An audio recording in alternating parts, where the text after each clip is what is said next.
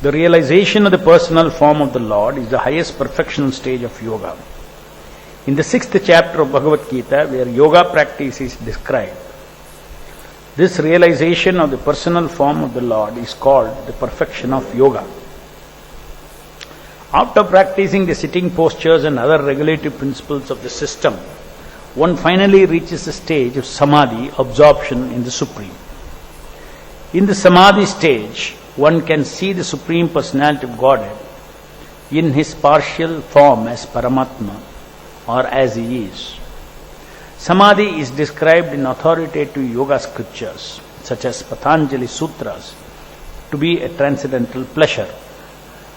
The yoga system described in the books of Patanjali is authoritative, and the modern so-called yogis who have manufactured their own ways, not consulting the authorities, are simply ludicrous.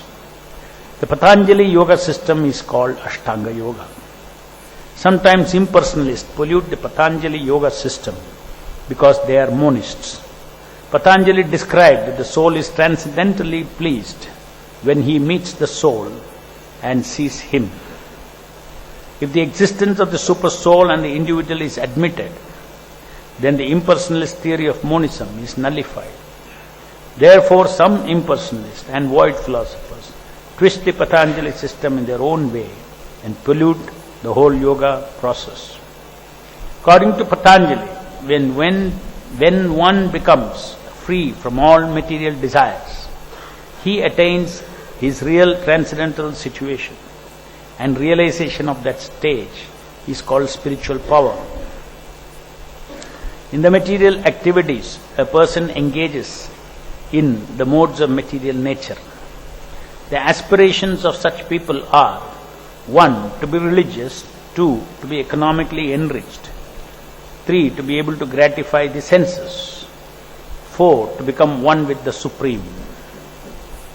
According to the monist, when a yogi becomes one with the Supreme and loses his individual existence, he attains the highest stage called Kaivalya. But actually, the stage of realization of the personality of Godhead is Kaivalya. The oneness of understanding that the Supreme Lord is fully spiritual, and that in full spiritual realization, one can understand what he is, the Supreme Personality of Godhead, is called Kaivalya, or in the language of Patanjali, realization of spiritual power.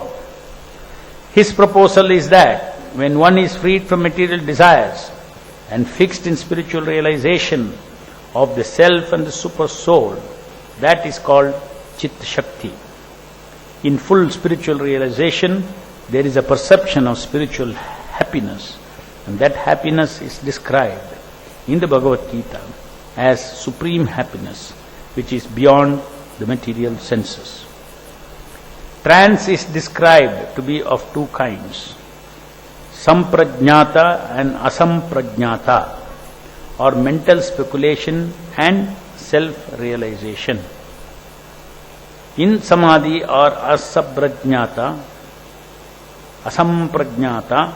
one can realize by his spiritual senses the spiritual form of the Lord. That is the ultimate goal of spiritual realization. According to Patanjali, when one is fixed in constant realization of the supreme form of the Lord, one has attained the perfectional stage, as attained by Kardama Muni. Unless one attains this stage of perfection, beyond the perfection of the preliminaries of the yoga system, there is no ultimate realization. There are 8 perfections in the Ashtanga Yoga system. One who has attained them can become lighter than the lightest and greater than the greatest. He can achieve whatever he likes. But even achieving such material success in yoga is not perfection or ultimate goal. The ultimate goal is described here. Kardama Muni saw the Supreme Personality of Godhead in his eternal form. Devotion service begins with the relationship of the individual soul and the Supreme Soul, or Krishna and Krishna's devotee. And when one attains it, there is no question of falling down. If through the yoga system one wants to attain the stage of seeing the Supreme Personality of Godhead face to face, but is attracted instead to the attainment of some material power, then he is detoured from proceeding further. Material enjoyment, as encouraged by bogus yogis, has nothing to do with the transcendental realization of spiritual happiness. Real devotees of Bhakti Yoga accept only the material necessities of life, absolutely needed to maintain the body and soul together. They refrain completely from all exaggerated material sense gratification. They are prepared to undergo all kinds of tribulation, provided they can make progress in the realization of the personality of Godhead. Thus ends the Bhaktivedanta purport.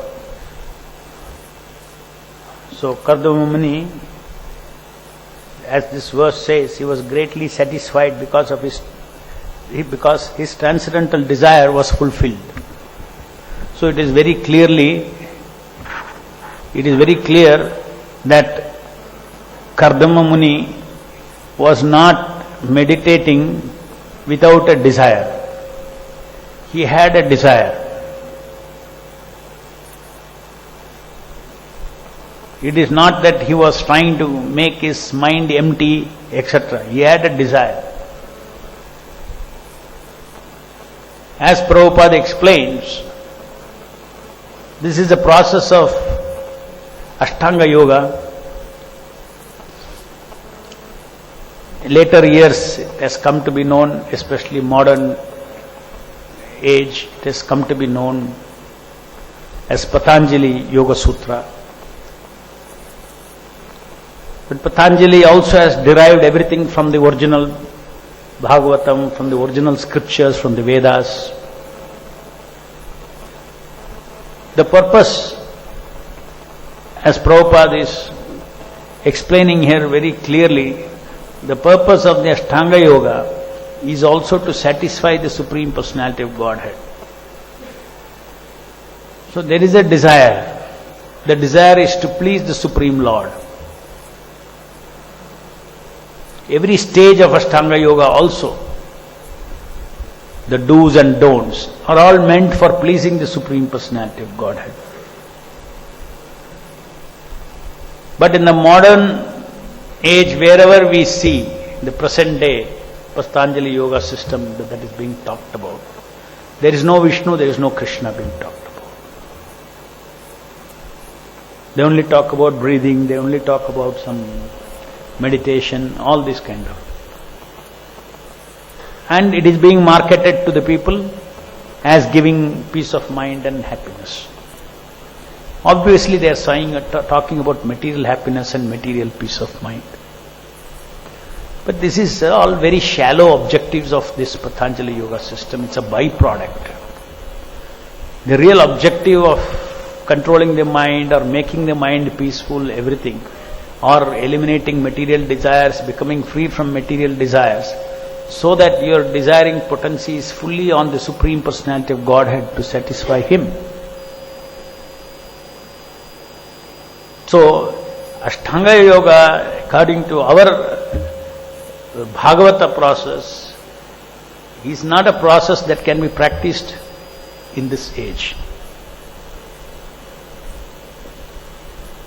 But what we learn from all these different processes of yoga is that the ultimate goal is to transcendentally see the transcendental form of the Lord. Obviously, we cannot see the transcendental form of the Lord with these eyes. You cannot materially see the transcendental form of the Lord. You have to see the transcendental form of the Lord with the transcendental eyes. That means if our transcendental eyes have to open, then we have to purify ourselves. Right now we are blind.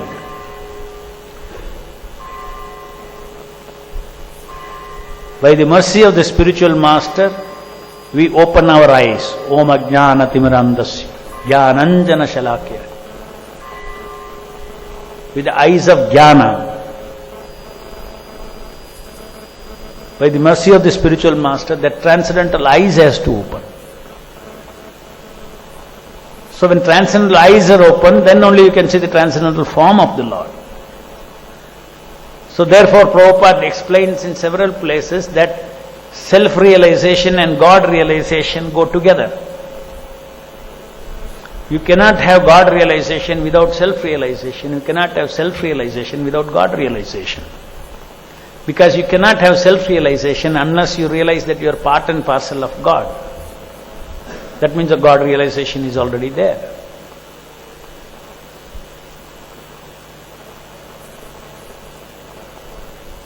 So these processes at the end of Ashtanga Yoga or successful completion of Ashtanga Yoga, Prabhupada explains here, the scriptures say that all the Ashtasiddhis they get. These yogis, they get all the Ashtasiddhis. In the material world, all the Ashtasiddhis they get. Of course, that is not the purpose. Ashtasiddhis, even if they get, the origin, why Ashtasiddhi is being offered to them or given to them? So they will do good to the population. They'll do good means spiritually good to this population. Because ultimately, common man, there are 4 principles in this material world according to, as Prabhupada explains here. The aspirations of such people are to be religious, that is dharma, to be economically enriched, artha, to be able to gratify the senses, which is kama, and to become one with the Supreme, moksha. So our understanding of moksha is different and their understanding of moksha is different. Our understanding of moksha is to be eternally separate from the Lord in devotional service, not merge into His. We don't kill our identity. We want to eternally serve the Lord. That is our understanding of moksha. And impersonalist understanding of moksha is my individuality vanishes into the Supreme Lord, who also does not have any individuality. There is no individuality. Individuality means illusion. Identity means illusion. Identity means guna. Individuality means guna. There is no guna, there is no rupa, there is no kriya, no activities at all in Brahman. So, when these yogis, when they attain perfection, they become gurus of the entire universe. These rishis become gurus of the entire universe. And they use their siddhis or use their power, as Prabhupada is saying here that Patanjali calls it as spiritual power. The spiritual power is used in service of the Supreme Lord, whom they have seen. They understand the purpose of the greatest achievement for the soul is to lead them to the form of the Lord, to lead them to service of this wonderful personality. So, seeing the form of the Lord is just the beginning of devotional service. No doubt that seeing the form and that beginning is something very exalted beginning. Straight away pure devotional service. Now we are all doing devotional service. We have not seen the transcendental form of the Lord. Because we have not seen we have not opened our transcendental eyes. So without opening the transcendental eyes, we cannot see the transcendental form of the Lord. So if you see, our process of, no doubt, an Ashtanga yogi who has reached that stage of seeing the form of the Lord is a great soul. It's a great achievement. But how many such souls can we find? Probably none in this Kali Yuga.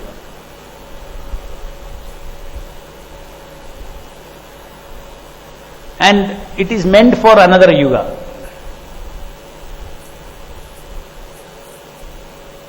Because of Srila Prabhupada's enlightening us, we are able to place the different yoga processes in its right perspective. We don't get bewildered by, somebody, talking about Patanjali yoga system or Ashtanga yoga, meditation, all these things. Immediately everything comes into right perspective by the mercy of Srila Prabhupada. What is the original goal of Ashtanga Yoga? What is the relationship between that and our Bhakti Yoga? So now, for us also, the ultimate goal is the form of the Lord. Ultimate goal is to serve the Lord. Ultimate goal is to engage in practical, eternal devotion service to the Lord in the spiritual world. And now, when we are still conditioned, it is still possible to please the Supreme Lord even in this conditioned state under the guidance of a bona fide spiritual master. Morning to evening we can please the Supreme Lord who is in our heart by following Srila Prabhupada's instruction, and that is our good fortune. Because in this Kali Yuga, the most difficult thing is to ascertain what to do, what not to do. Suppose a karmi is genuinely seeking, I really want to do the right thing, what to do, what not to do. He has no solution. And whereas we are just see here, we are so fortunate. What to do, what not to do is straight away available. Because of having attained the mercy of the lotus feet of Srila Prabhupada, it is so clear for us. Our path is clear, only we have to walk in that path. But 99% of the population, they do not know the path itself. Now we know the path and we can be able to struggle in that path. Whatever struggle we have to do, we have to struggle because it is worth it. In the wrong path you struggle, what is the use?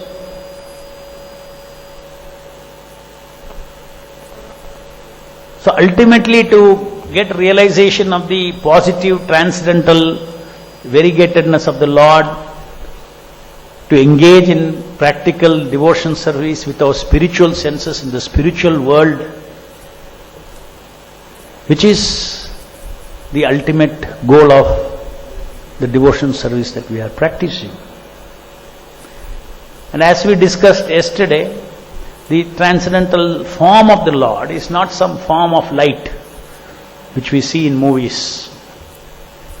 Suddenly Lord appeared in light. There is a tendency for us to think like that. That is why yesterday I explained that transcendental form of the Lord is not a light form. It is Advaya Jnana. It is self-conscious knowledge. It is self-conscious personality. And the supreme self-conscious personality is Krishna, Adi Purusha. And we are all his part and parcel. As part and parcels, we are also particles of self-conscious personalities. And our occupational definition is, occupational identity is, I am servant of Krishna. Different identities we have. We can have under this general category. Just like if somebody is father to his children, husband to his wife. So different identities are there. Person is same. Is it not? So in the same way, the general occupational, eternal occupational identity of ours is what? Jivera Swarupa, Nitya Krishna Dasa. We are eternal servant of Krishna. And under the eternal servants of Krishna, so many varieties of service is possible. The 5 rasas is all described, it's all given, revealed to us in the nectar of devotion. But before all that, become very clear that we have to come out of this bodily concept of life by identifying ourselves also as part and parcel of that Advaya Jnana, that transcendental knowledge. There is no ignorance there. There is no ignorance there in Advaya Jnana. As I explained, one line of Prabhupada, when you hear from that Shabda, the rest of the knowledge is all also contained in it. In every small part, in one Shabda, Krishna, everything is contained. All knowledge is contained. All Rama, or Hare, is all one single non-dual field of knowledge, transcendental knowledge. And the Supreme Controller, or the Param Ishvara, of all Parameshwara and as well as Bhokta, the enjoyer of everything, is in the Advaya Jnana is the Supreme Lord, Krishna, is the personality of Krishna. So, then we should understand how direct process has been given to us of touching the Supreme Lord in various ways with proper knowledge. Just like you take prasadam with proper knowledge, then we touch the transcendental part of prasadam. You can touch the taste prasadam. We chant Mahaprasade Govinde, in that background when we touch, then we relate with prasadam.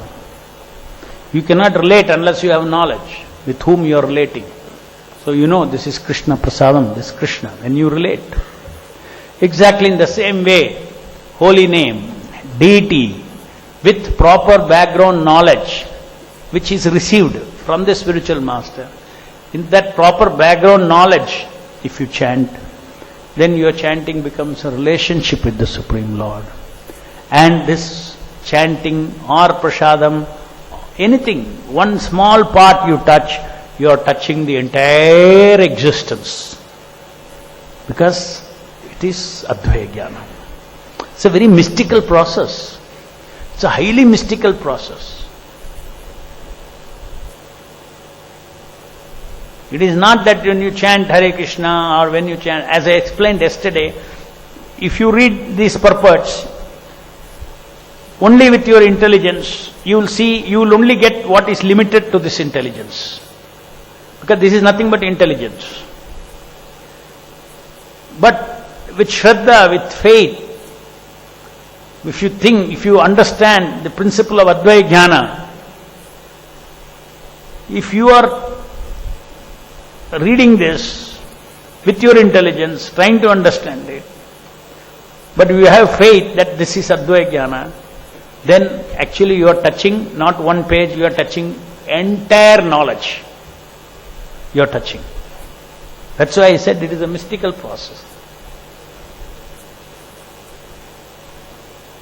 We do Nityam Bhagavata Sevaya.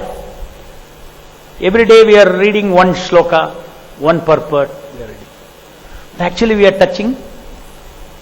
See, coming in contact with the ocean of transcendental knowledge. And when you come in contact with the ocean of transcendental knowledge, there are so many things that actually is delivered into us.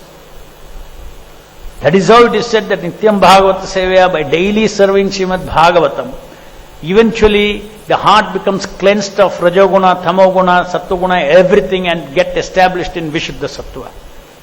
Because we are touching the ocean of knowledge, ocean of transcendental knowledge, ocean of not dry impersonal knowledge, not dry information. People think knowledge is information. No, knowledge is not information. Knowledge is self-conscious. Knowledge is personality. That is called realization. Jnana is information. Vijnana is self-realization. It is realization. No doubt. First jnana, then vijnana. Because we are now in ajnana. Therefore, first jnana is required, then vijnana will come. But jnana doesn't end. The process, jnanic process. Let's say there are jnana yogis. They cannot touch this ocean because they are faithless. Only with their intellect, how much they can understand, they move up. And the Shastras have already revealed that how far they can go. It is permitted for them to go up to Brahman. I am not this, I am not this, I am not this, they can go up to Brahman. But they are missing the entire opportunity to surrender to Krishna and automatically come in touch with the ocean of transcendental knowledge. So, it may sound so like Chaitanya Mahaprabhu in Benares, in the streets he was chanting and going as a sannyasi, chanting and dancing. Everybody will be thinking, because they are all Mayavadis. Yes, this is all preliminary stages. This bhakti, this chanting God's name are all preliminary stages. Why a sannyasi should, when only a person crosses all this bhakti yoga process, he should take sannyas. He is insulting the tradition. He should not be chanting and dancing and all. He should be sitting on Vedanta Sutras. He should be giving commentary. He should be talking about Vedanta Sutra, about Jnana. He should be talking about Jnana. He should cross all these relationships. But this is how foolish they were. Chaitanya Mahaprabhu is chanting Sankirtana, means he is touching the ocean of Advaita Jnana. Krishna Nama is given to us, we are touching the ocean of Advaita Jnana.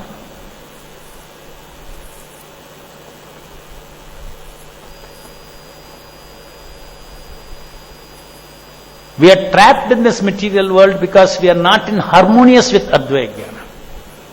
We are not harmonious, our desires are not harmonious, our thinking is not harmonious, our feeling is not harmonious. Therefore, we are separated from the Lord. We become one with the Lord. We also say, as Prabhupada says, Kaivalya. We also talk about Kaivalya. Kaivalya means becoming one with the desire of the Lord, not one with your identity. One with the desire of the Lord. That means you are mad after the Lord. I only my Lord, my Lord, my Lord, my serving my Lord, serving my Lord, serving my Lord, that is Kaivalya.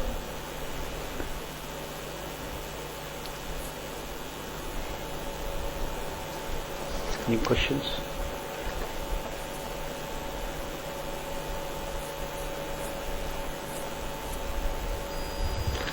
Hare Krishna Prabhu. Yes. What is the essential difference between the realization of a Paramatma realization and a Bhagavan realization? Because here also we are saying that Paramatma realization means he is realizing form of the Lord. Right. In Paramatma realization, Hare Krishna. The Paramatma realization is a realization of the localized aspect of the Lord who is involved in, as a Param Ishvara, running this material world in terms of Upadrishta and Anumanta, one who is observing everything and is permitting all the desires of the living entity, facilitating all these things. One who is Param Ishvara means one who is the master of Kala, one who is controller of Kala. Everything, this entire material universe is running. Shirodaksha Vishnu is in a planet, and then he expands into every atom and every living entity, and that is how the material existence is there in each Brahmanda. So this is a localized aspect of the Lord. So when you see this, you are seeing the Shirodaksha Vishnu. And what is Shirodaksha Vishnu's mood? He is a master, he is a maintainer, he is a master of this universe.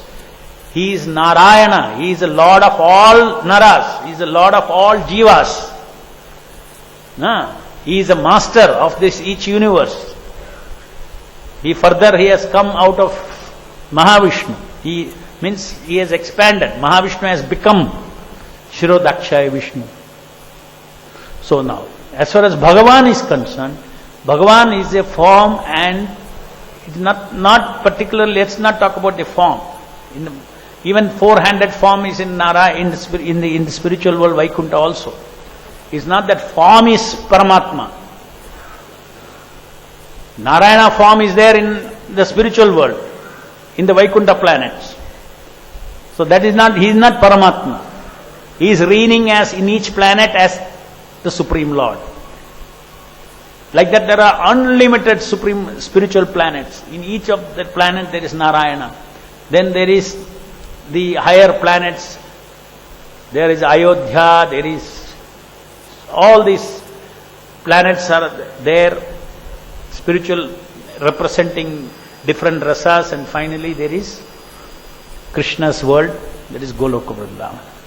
So Bhagavan means when you develop relationship in serving the Supreme Lord, in pure bhakti,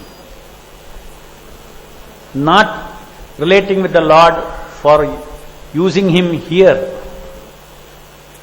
then that is Bhagavan realization. It's nothing to do with this world. It's a relationship with the Lord for the sake of the Lord. In other words, the rasa is different. The personality of Godhead as Paramatma, the rasa is different. Paramatma, the devotees relate with Paramatma as the Chaitya Guru, as one who is guiding. And it is this Paramatma who is manifest as external Guru, as various external Gurus. The Kali Yuga, it is rare, so we see that very rarely there are bona fide spiritual masters. But it is this Paramatma who becomes, why there are no hundreds of Prabhupada? Why Paramatma is not bringing forth hundreds of Prabhupada? Because there is no enough people to take up that. There are no enough disciples who want genuinely Krishna consciousness. Like Prabhupada said, Krishna told me to go to the spiritual material world and preach. So like that Prabhupada, Krishna could send so many jivas. So this material world is not a spiritual world. It's not the home of, this is not Krishna's home. Krishna's home is somewhere else. So when we relate with the Lord in that, for instance, let us say, we have got the Lord, the deity is Archa Vigraha. We serve the Lord as Radha Krishna. We serve Him, we offer Him food and everything. It is potentially possible to have a Bhagavan realization with, here, when we are here itself, Bhagavan realization with Radha Krishna Chandra. When we do Sankirtana, chanting Hare Krishna Mahamantra, Krishna's and Radharani's name, it is all direct, it is Bhagavan realization. You are glorifying the enjoyment of Radha and Krishna. They are the supreme enjoyers. In the material world, if you see somebody enjoying without you, you get envious. Isn't it? See what is Sankirtana, Kirtan. Kirtan is saying, we are very happy, very happy. We are very happy. About what? Radha and Krishna enjoying. We are very happy. Radha and Krishna enjoying. Hare Krishna, Krishna Krishna, Hare Hare, Hare Ram, Ram Ram, Hare Hare. So Krishna and Radharani becomes very pleased because you're glorifying their relationship, they're glorifying their transcendental. This is Bhagavan. So there is so much opportunity for us. Of course, Prabhupada said when somebody is beginning stages of Krishna consciousness, he has to do everything in the altar as per rules and regulations strictly. Because unless there is a proper spiritual realization, one cannot, Bhagavan realization, there won't be any response. Only Lakshmi Narayana will take the offenses. Why you are not following? Why you are not offering on time? So the Lord is in that mood, and Srila Prabhupada, who is a pure devotee, by his mercy, in the Radha Krishna Chandra of Goloka Vrindavan, they are manifest as Radha Krishna Chandra. Lakshmi Narayana of Vaikuntha planet, they are manifest in the same deity. So according to our standard, according to our disposition, spiritual disposition, the respective deities reciprocate with us. They reciprocate with us. So that is the Bhagavan realization, Paramatma. Not that as long as you are in the material world, you can have only Paramatma realization. No, you can have Bhagavan realization. And that's what Prabhupada is saying. In fact, Prabhupada says, don't divert your mind from any form other than the two-handed form of Krishna. That is Bhagavan realization. Any other question? Jai Grandaraj Srimad Bhagavatam ki jai, Jagat Guru Srila Prabhupada ki jai.